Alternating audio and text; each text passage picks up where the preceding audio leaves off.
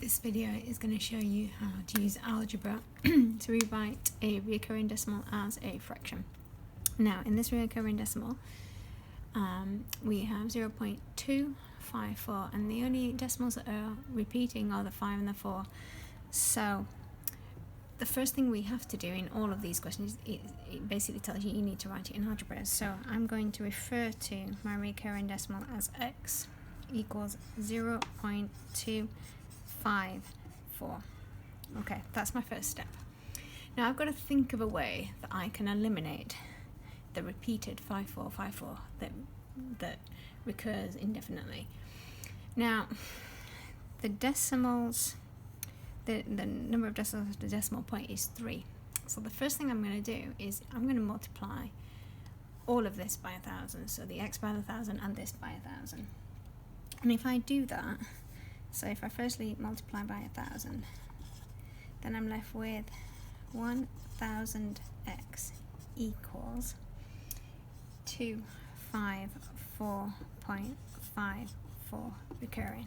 So the 54 recurring is still there because it's going to keep recurring indefinitely. Now I need to somehow eliminate this 54 from recurring. So I'm then also going to multiply this by 10. And if I do that, then if I multiply this by 10, I get 10x. And if I multiply this by 10, then I get 2.54 recurring. And ultimately, what we are trying to do is eliminate this bit, the recurring part.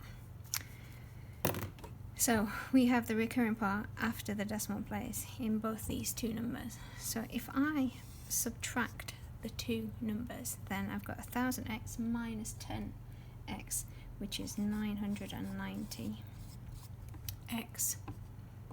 And if I have 254 and I subtract 2, then I get 252, and 0.54 recurring.